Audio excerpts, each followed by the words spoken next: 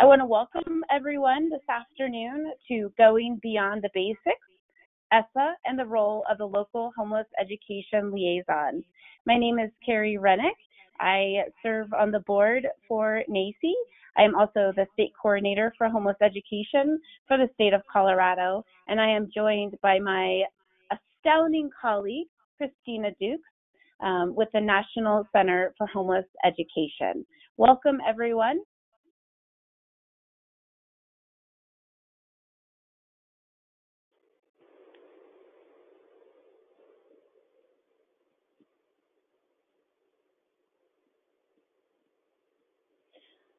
All right, thanks, Kerry. So this is Christina at NCHE, and Kerry and I are going to be tag teaming on the slides. So we just wanted to let you know how you'll have the opportunity to interact with us.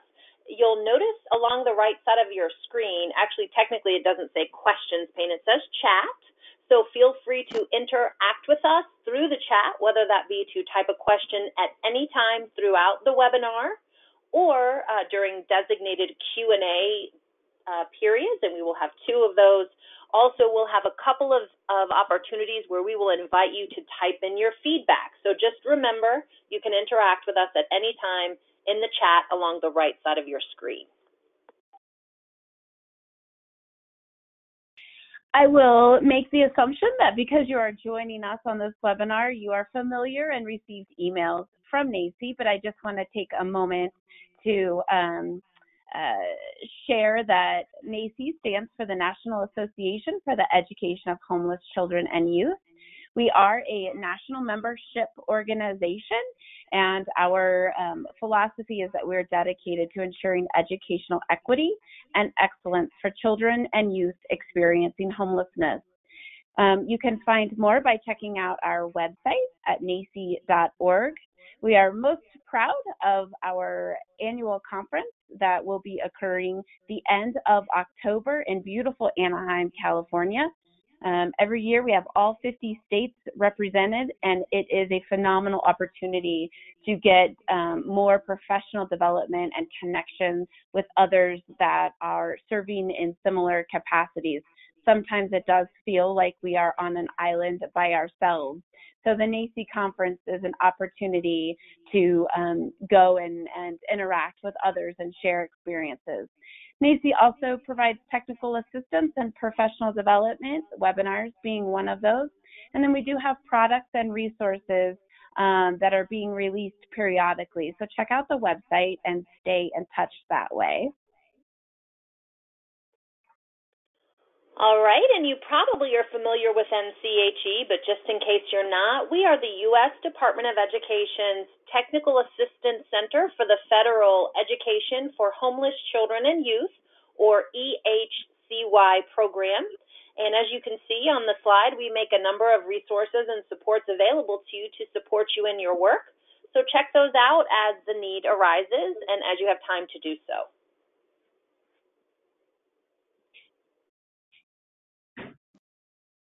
So here's where we're headed today.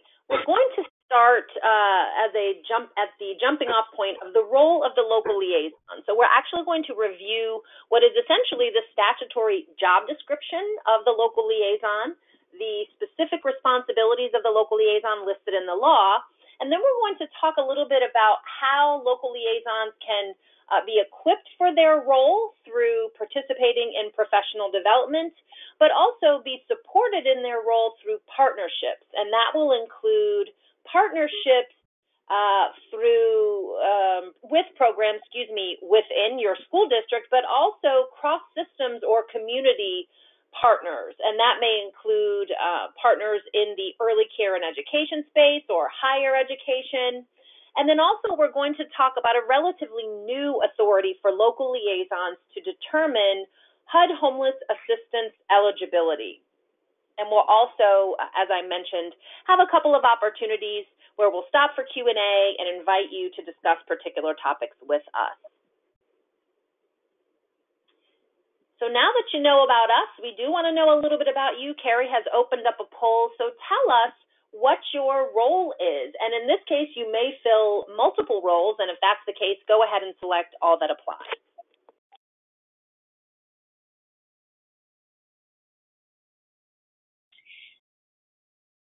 And while those are taking the poll, I do want to just remind you that I have downloaded this PowerPoint into the materials section. So you can access that there, but then additionally, we will be posting it to the NAEHCY website under webinars and trainings that you can access it for future reference along with this recorded webinar.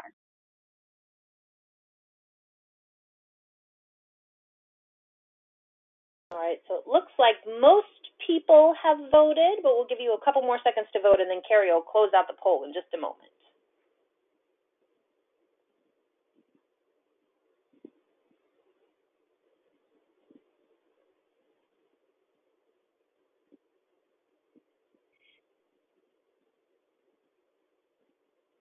So it looks like we have a good range of folks that are joining us today. Not surprising that most of you have the capacity of the liaison or some sort of responsibility around serving homeless children and youth. We also have a large percentage that are serving in the foster care liaison or point of contact. Then we have other folks that are in the education system. So it's a good wide range of people that have joined us today. Thank you for taking a moment to do that poll.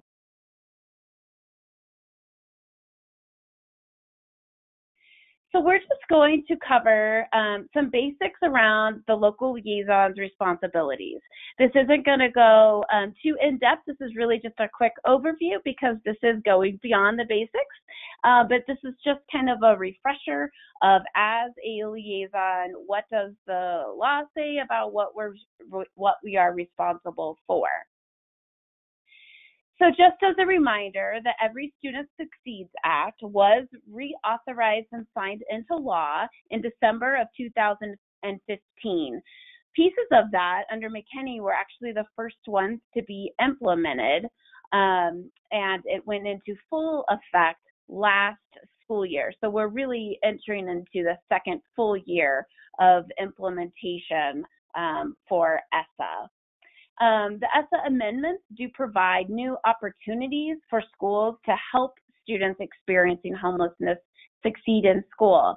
And they really have expanded the responsibilities and the rights that are afforded and the populations, including preschool all the way through accessing higher education. And of course, the local liaisons play the most critical role in implementation of McKinney Vento. So let's look a little bit deeper into the role of the local liaison.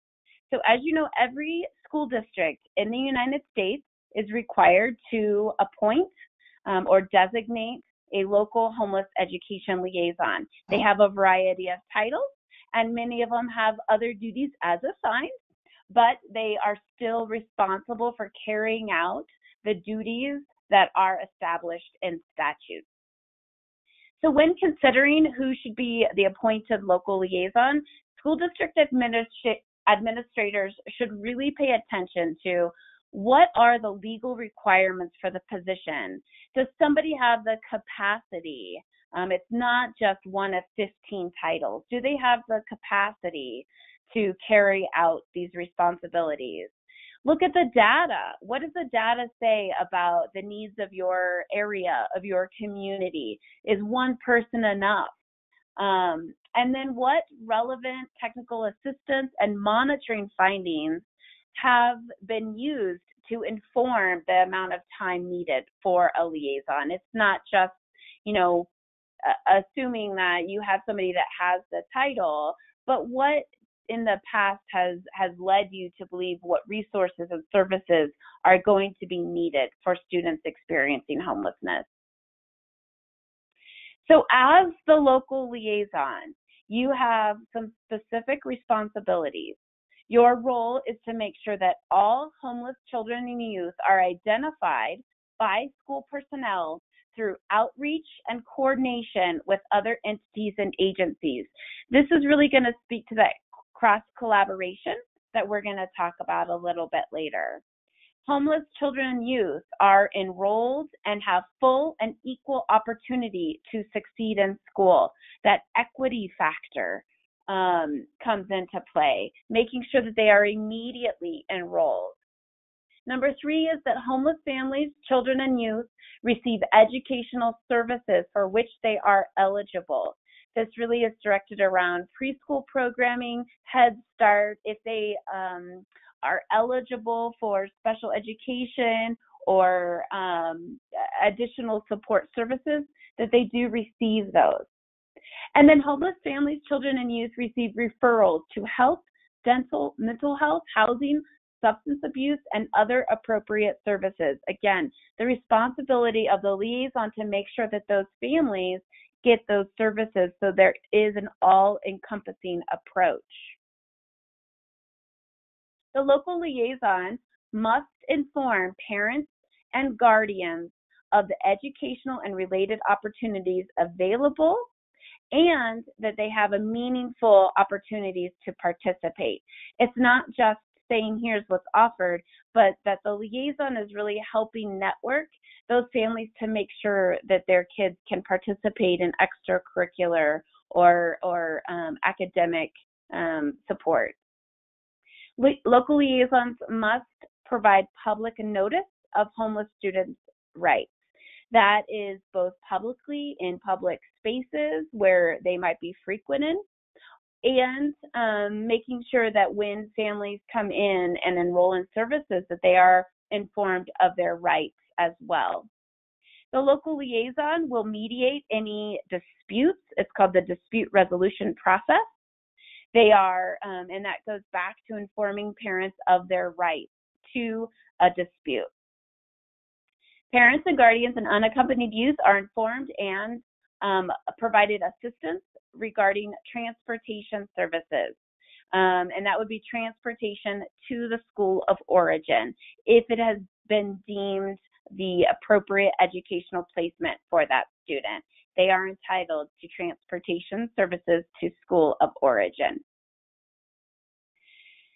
Then just wrapping up the local liaison responsibilities, that they are providing professional development to school personnel. It's not just that you are keeping all this information to yourself.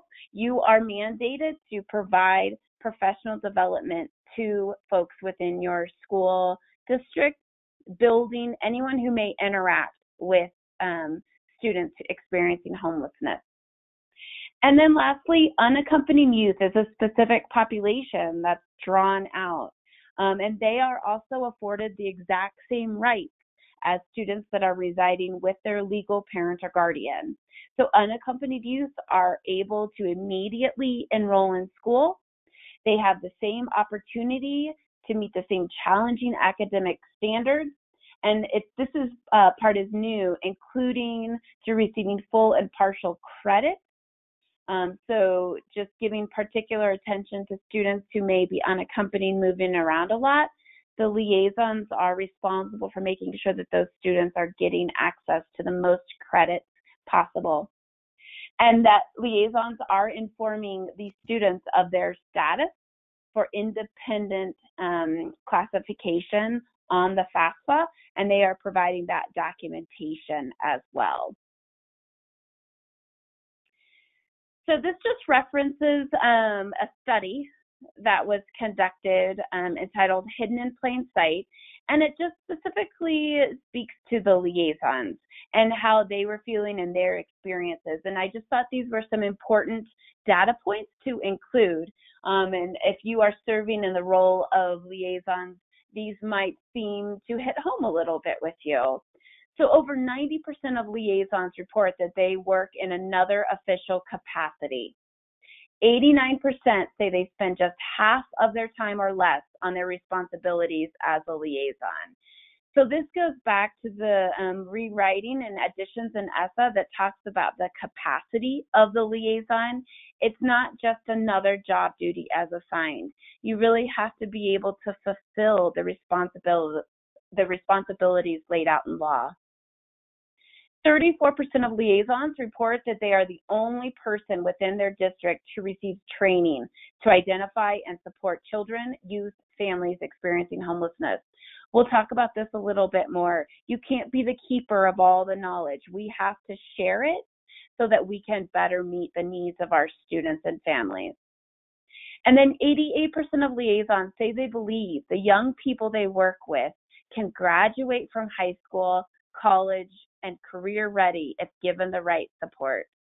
This one gives me goosebumps because it's true. Why else would we be doing this job if we didn't wholeheartedly believe that these kids can be successful and they can go on and do tremendous things, just like any other student?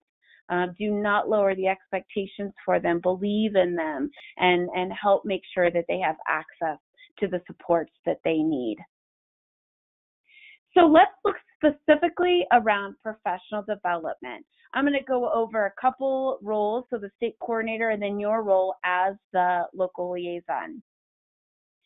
So the law says that states and districts must adopt policies and practices to ensure liaisons participate in professional development and other technical assistance activities as determined appropriate by the state coordinator.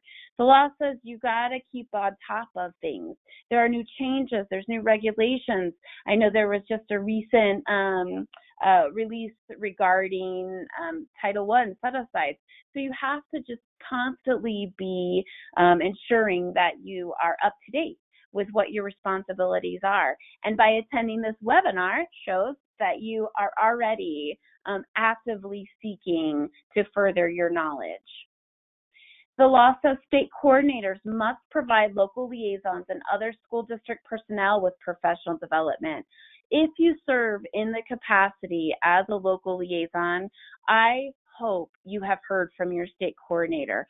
I hope that your state coordinator is a contact for you, that if you have questions to ask, that they are there to help you talk them through, not necessarily give you the answer. As a state coordinator, we know our limitations, but rather help guide you, give you what the law says. The state coordinator, that is our role.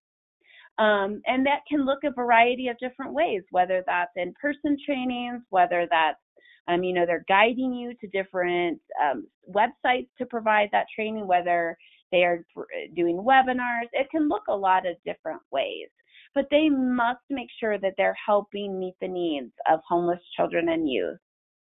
And then Christina's going to touch on that last point to help local liaisons understand the difference between the HUD and the ED definitions of homelessness. And you're going to know that information leaving today, if you don't already.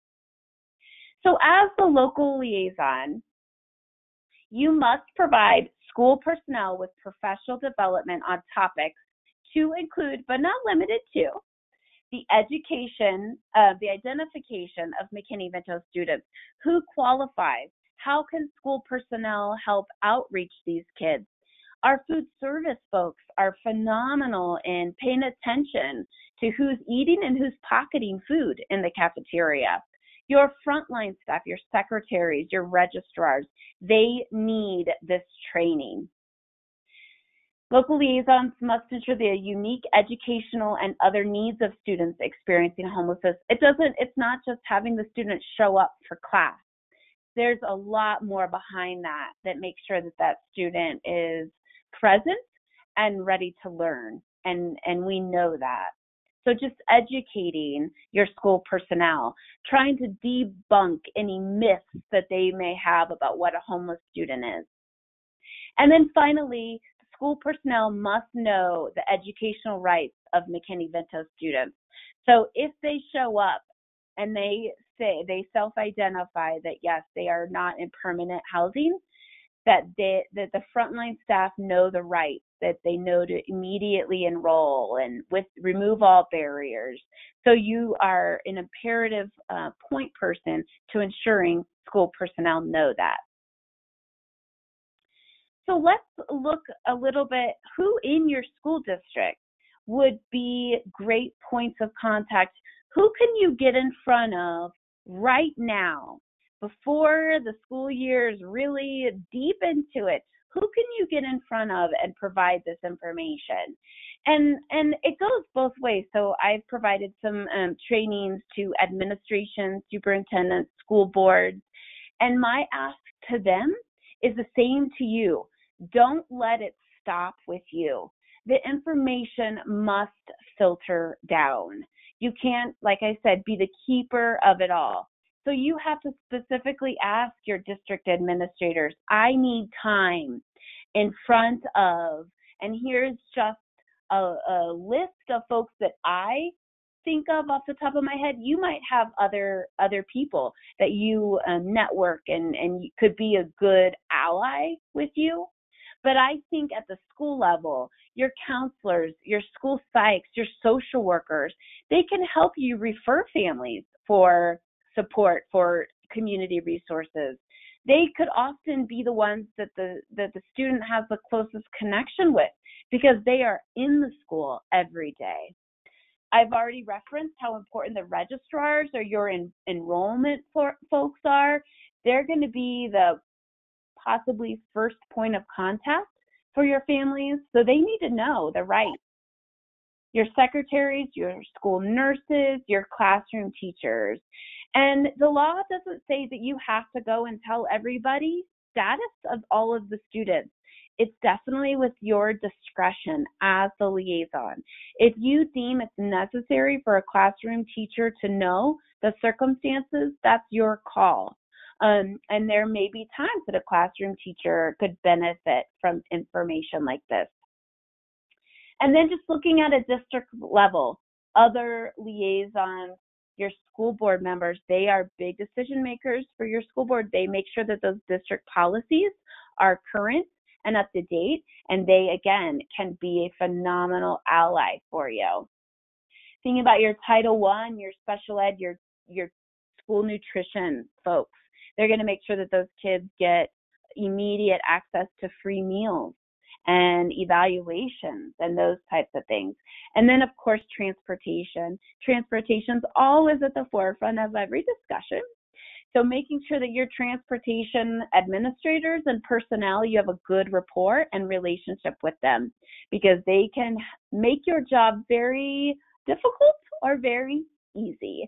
And so they, again, need to know the rights afforded to our students and how they're going to work with you and making sure that students get transportation if allowable.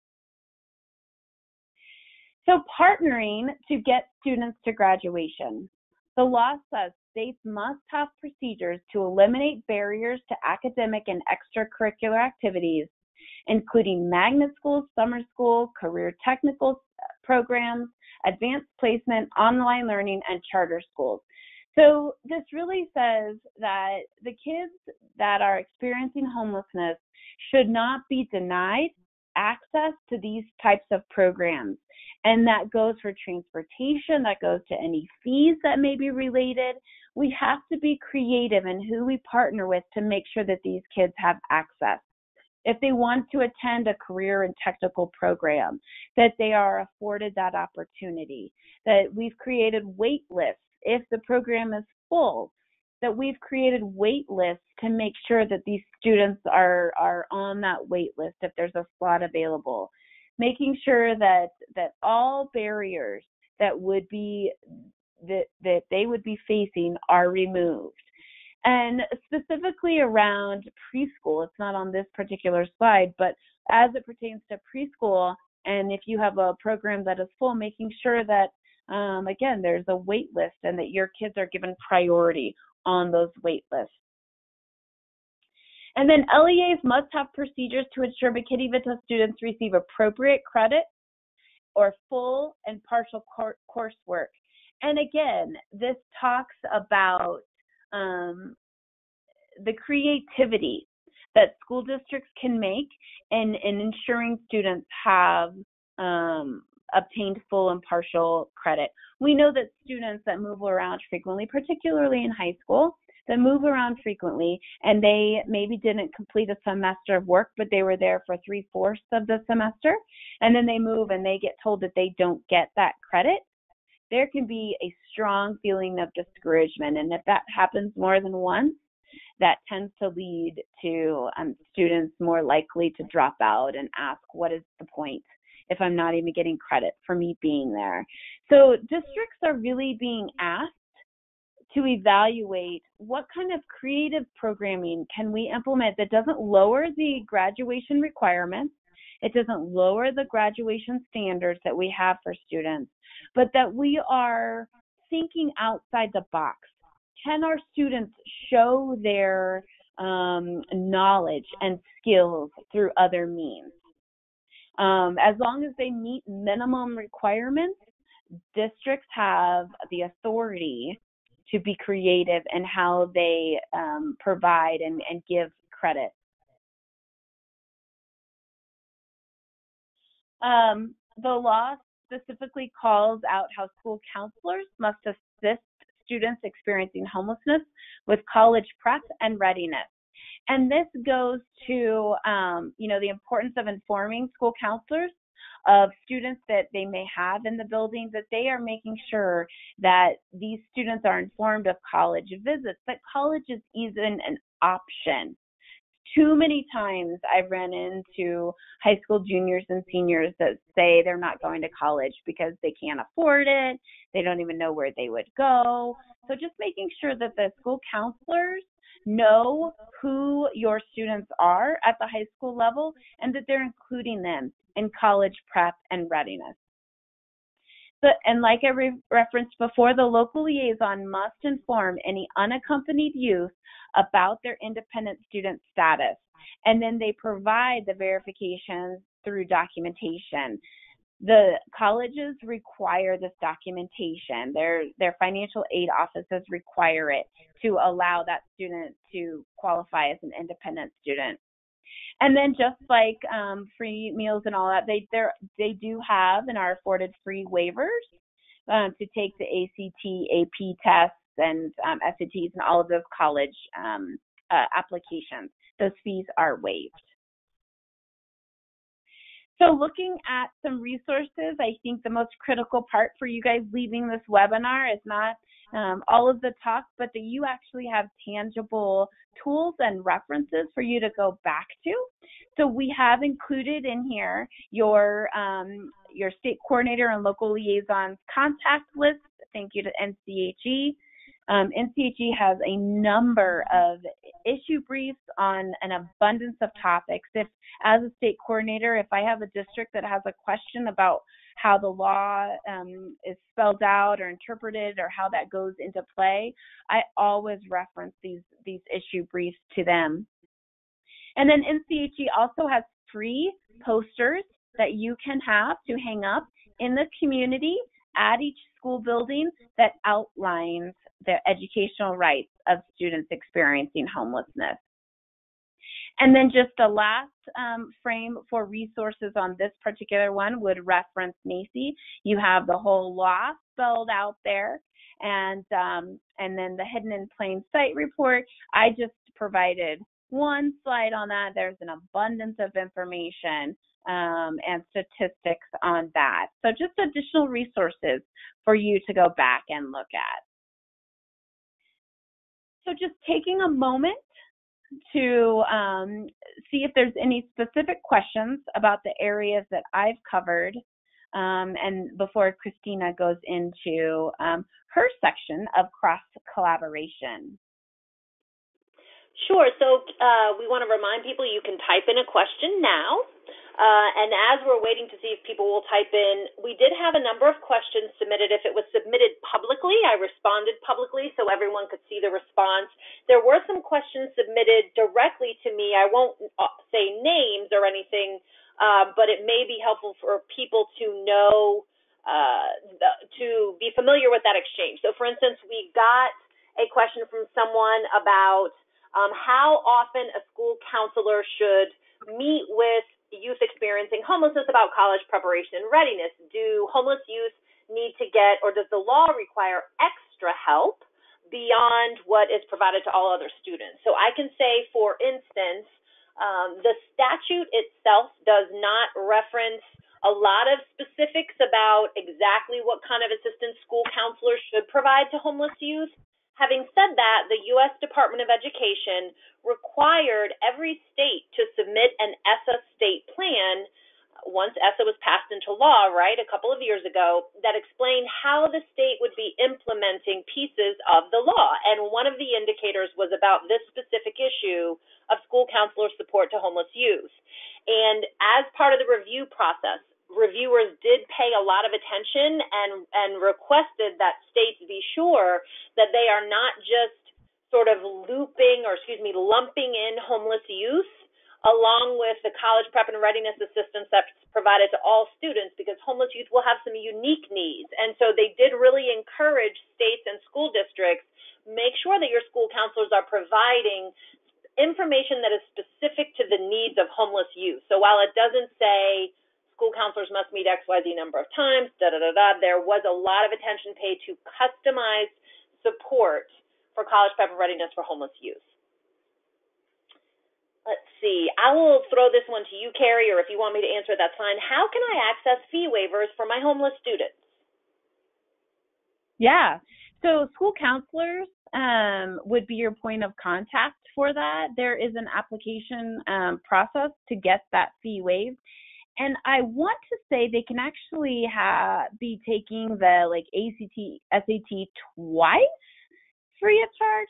But most school districts do provide it free once, during their junior year to all juniors. It's free, but then they would be able to take it again through the fee waiver. So the school counselors would be your point of contact for that. Perfect. And let's see. I'm trying to determine how many. Okay. So we did get a question from someone. What guidelines are there, or are there guidelines in terms of number of homeless students to how many local liaisons or percentage FTE for local liaison that a district should have? And so I've got good news and bad news. I'll go with the bad news first. The bad news is that the Department of Education has not said anything super specific in terms of, I'm just going to throw out a number. If your school district has 250 homeless students, you should have a 0.5 FTE liaison or a full-time liaison. What they did do, and I did respond to this in the chat, is there's a whole page in our program guidance from the Department of Ed that says districts should consider XYZ factors in determining the local liaison. So true to federal form, they're not going to give you a lot of specifics. They do leave some flexibility.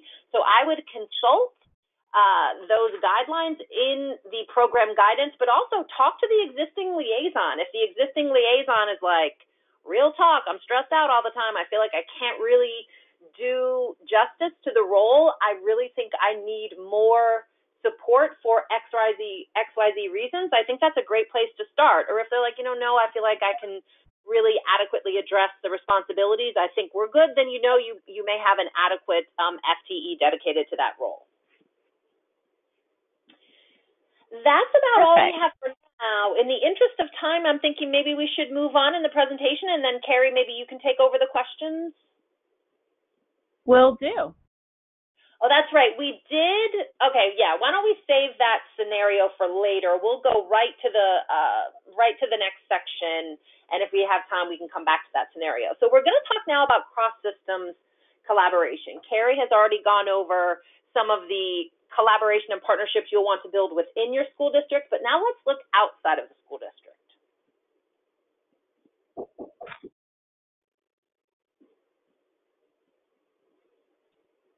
My apologies.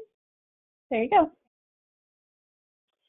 All right, so long list here. Most of these role groups that you see on your screen are actually listed in our statute. So under ESSA's predecessor, the No Child Left Behind Act, many of these role groups were present as people with whom state coordinators and local liaisons should be collaborating. We did see a handful of role groups added under ESSA. I think the only two that may not be specifically referenced in the statute, but just sort of practice-wise, it makes sense, are higher education and faith-based organizations. But also I want to invite you, if there are other role groups on this that you do not see on this slide that you have collaborated with and recommend that people reach out to, go ahead and type those into the chat and make sure it says entire audience so that everyone can see your response. So just going quickly, you're going to have a number of youth who may have been involved with child welfare agencies, and so you'll want to be in communication with that agency. Also, you see there, I'm not going to list or read each one separately, but you'll see there Providers like healthcare, dental, mental health, and substance abuse, all listed in our statute. Also, runaway and homeless youth providers, shelter and transitional housing providers. There's no way that a school can meet all of these needs. Homelessness is an issue that touches a lot of different areas of people's lives, and so you want to engage partners so that you don't feel like you alone or your school district alone is attempting to meet the many needs of your homeless children, youth, and their families.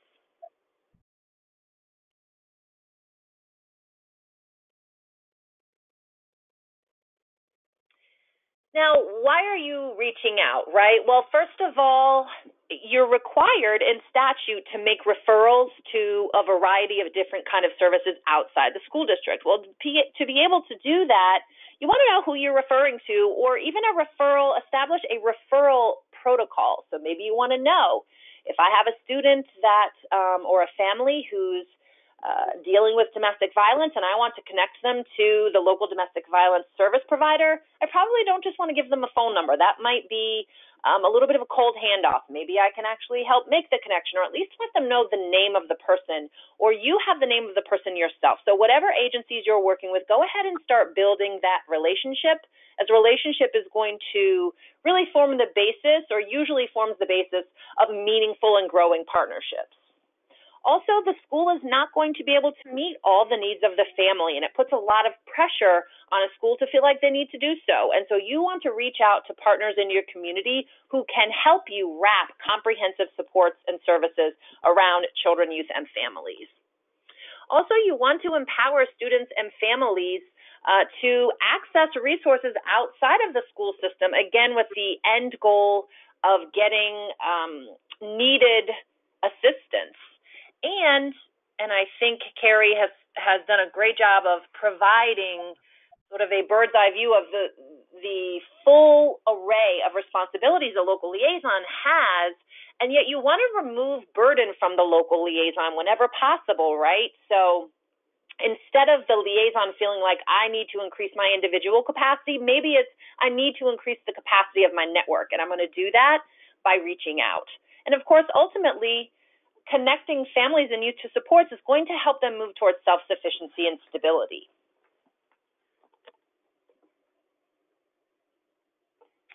One example, and I'll give a shout out to Kerry, what you see on your screen are a couple of media pieces that highlighted the work of Impact Wednesday, which took place, or maybe still takes place, in Kansas City, Kansas. I say maybe because Kerry used to be a local liaison in Kansas City and now is serving as the state coordinator for Colorado, but she is very familiar with the role of local liaison, as she served as the local liaison for a number of years. So Impact Wednesday was a collective impact model that was implemented in Kansas City. The school district was feeling the burden of the many needs of their families and wanted to support them in the best way possible, but knew they needed to pull in community partners to do that. So if you want to learn a little bit more, check out the PBS News Hour feature on Impact Wednesday or the Education Week write-up on Impact Wednesday in Kansas City.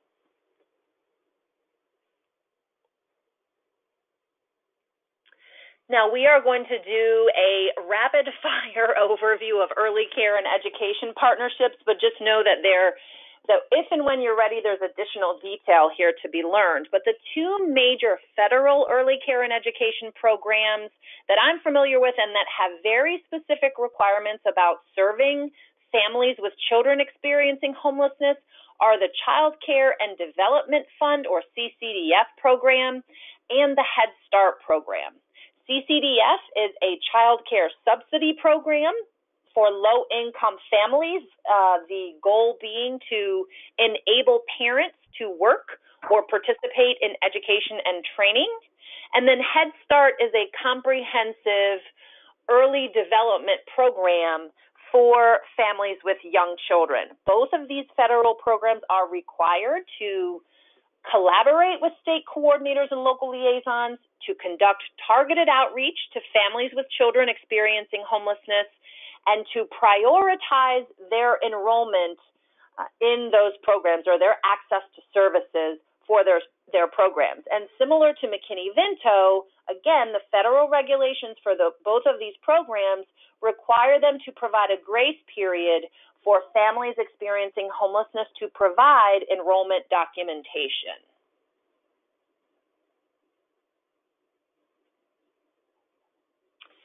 Now let's go to the other end of the spectrum, your higher education partners. A number of years ago, it actually came into being, so to speak, around 2008 when the Higher Education Act was reauthorized and independent student status was created for unaccompanied homeless youth. But since then, we've seen growing attention on higher education access for homeless youth, but also success. What happens to youth experiencing homelessness once they get into college? And so it's a good idea for you to inventory what supports are out there from your higher education partners. So for instance, a number of states, I'm just going to name a few, Louisiana, California, Colorado, North Carolina, there may be a handful of others, have what are called single points of contact at the higher education level for homeless youth and or foster care alumni. That's right, Texas has single points of contact for foster care alumni. So if that's the case in your state, those are going to be key people for you to connect with. They're going to be a warm welcome and support for youth experiencing homelessness once they make the transition to higher ed. Also learn, are there policies that allow for flexibility for youth experiencing homelessness? For instance, in Florida, at Florida State University, I'll mention a policy that they have, but other institutions may take a similar approach. A lot of times, students are required to pay the housing deposit to secure on-campus housing prior to financial aid being dispersed. Now, for young people whose families maybe aren't stressed out financially, or who even have the financial support of their parents, maybe that's not an issue. But for youth experiencing homelessness, especially those on their own, that can be a big barrier. And so some institutions will either waive housing deposits or will allow them to be paid at a later date to enable the youth to be able to pay once financial aid has dispersed. Now, in a handful of states, you'll tuition and fee exemptions. Florida has a tuition and fee exemption for unaccompanied homeless youth, as does Maryland. Texas has a tuition and fee exemption for foster care alumni, and there may be other states with similar statutes. Again, just do an inventory of what's available in your state. And that would include state aid or scholarship programs. Like I know there's a new statute in the state of Washington. It won't go into effect until next year, but that provides scholarship funding for unaccompanied homeless youth. That's Senate Bill 6274. So these are just examples. Things are happening, so check out what's happening in your state.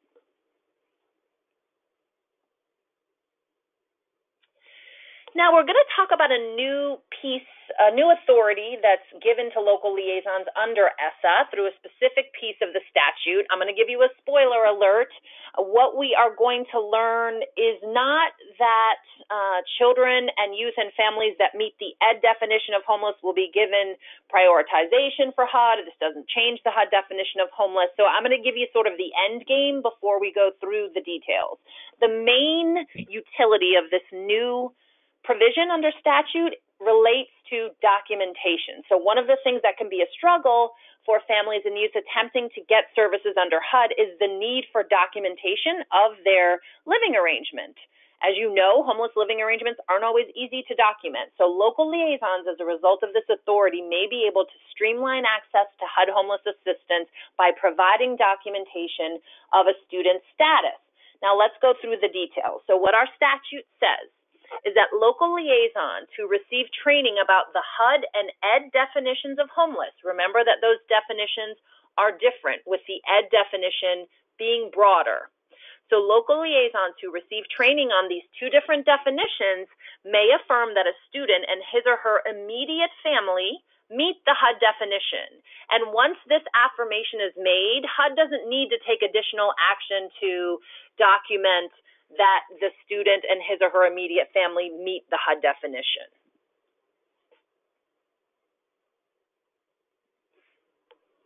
Now, our Department of Education guidance gives a little bit of additional detail. That portion of our guidance was reviewed and approved by HUD, so you know that HUD has put its stamp of approval on it as well. But if you want to dig into this in particular, it's questions L4 and L5, and we will see those on the next several slides. So the first question is, and this is just kind of recapping at a more detailed level what I've just explained. So can a district determine whether a child or youth is homeless according to the HUD definition of homeless? Short answer, yes. Again, a local liaison who has received training on the HUD and ED definitions of homeless may affirm, without further action from HUD, that a child or youth who is eligible for and participating in school district programming, so not just any person, right, but someone who's actually involved with the school, and that child or youth's immediate family meet the HUD definition of homeless.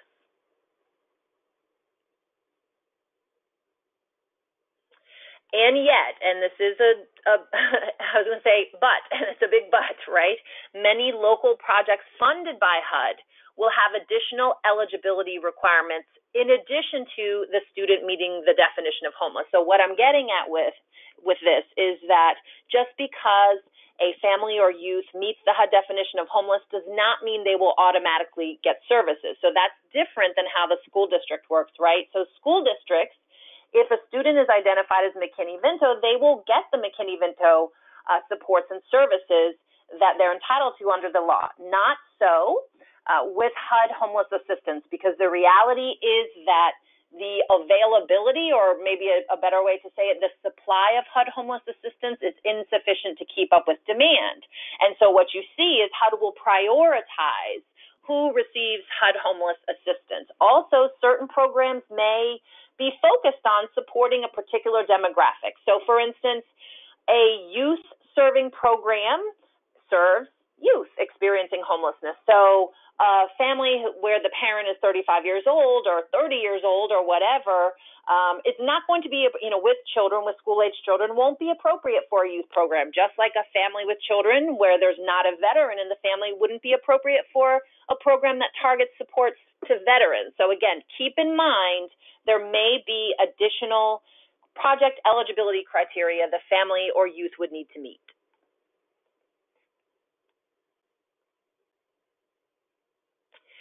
Here's where you're going to be, if you're the local liaison, the best support. You're going to be able to help that family or youth by providing documentation.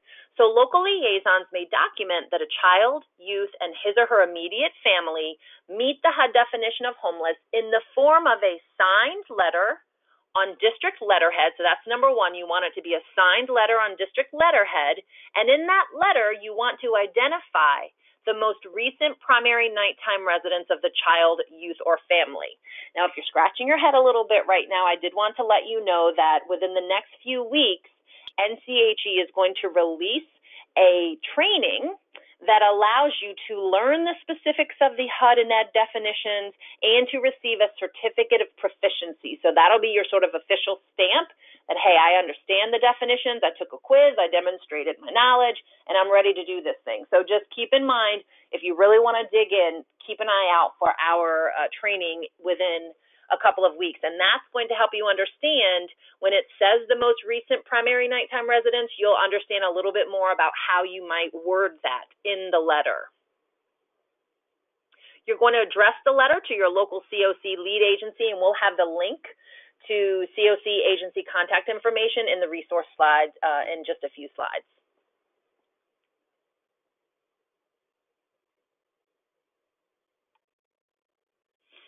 All right, question L5. Now, this is where it gets real deep, pretty quick, and I'll let you know that training on the HUD and ED definitions of homeless, not exactly light, quote-unquote, reading, so to speak, because it can get pretty detailed. But once you get a grasp of it, it is helpful to understand and useful in our line of work. So how is eligibility determined under HUD's homeless assistance programs, and what role can LEAs play in determining eligibility? Well, as I mentioned, HUD-funded homeless assistance project may target services to particular populations. So that's when you're going to want to, again, reach out, introduce yourself, talk about this liaison authority with your HUD homeless assistance partners to learn more about any additional project-specific eligibility criteria in your community. Also, as I said, you can help meet project-specific documentation requirements. And just so that you know, if documentation from a third party is unavailable, and this, I guess, is for maybe other cases where you're not able to provide very specific documentation, sometimes or many times, HUD homeless assistance programs can accept a written certification from the family or youth themselves.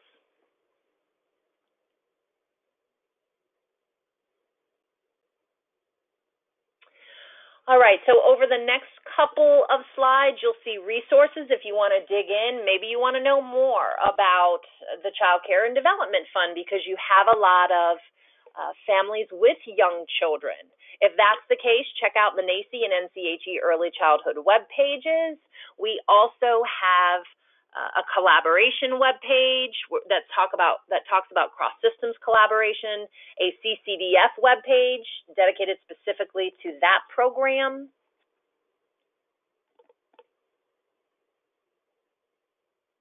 Same thing for Head Start, a Head Start focused web page. We've referenced on different occasions the EHCY program guidance. If you want to get that in your hot little hands, go ahead and download that. And the nice thing about it is, although it is a lengthy document, about 50 pages, the table of contents is like hot linked. So you can look and say, oh, I want to learn about Title I. Well, I'm going to click on Section M, and it'll actually jump you right to that section. Those HUD Homeless Assistance grantee contact information links, go ahead and click there if you want to know who's receiving HUD homeless assistance in my community. And then finally, I actually authored that blog there, a USICH blog on strengthening partnerships between education and homelessness services.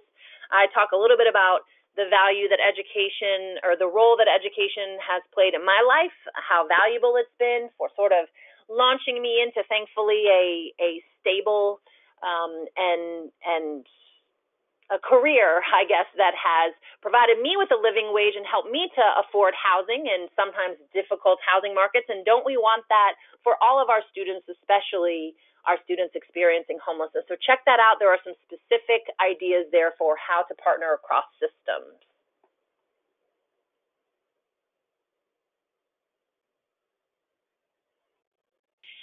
Well, I must say, Ms. Christina, you have done a phenomenal job because there were very few questions. So you must have just overwhelmed them with knowledge and expertise.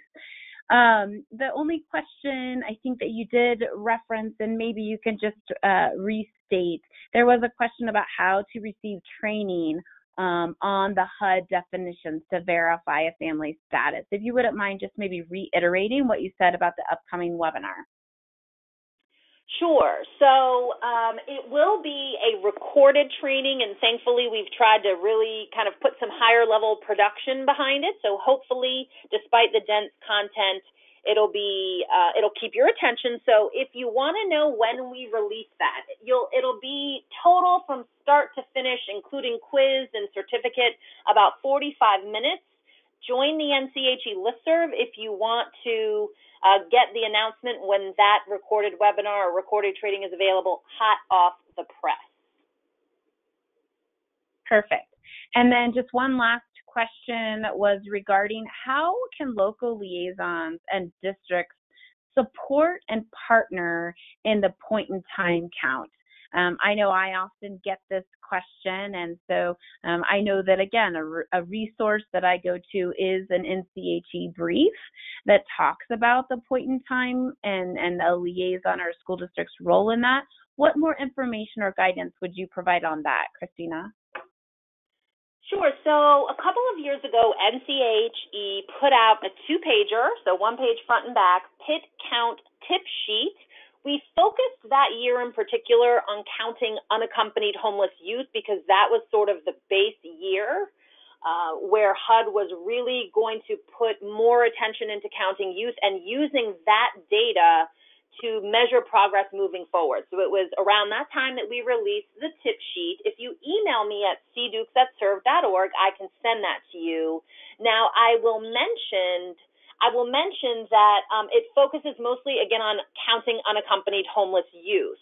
The reason I am highlighting that is you're going to have a few more restrictions in terms of how you engage in PIT counts for youth who are minors and not with their parents, because then you get into who can consent to that minor completing a particular survey, et cetera, et cetera. So long story short, schools can support COCs in the PIT count. There are different strategies for how they can engage. Email me and I will send you that 2-pager. It's a pretty quick read.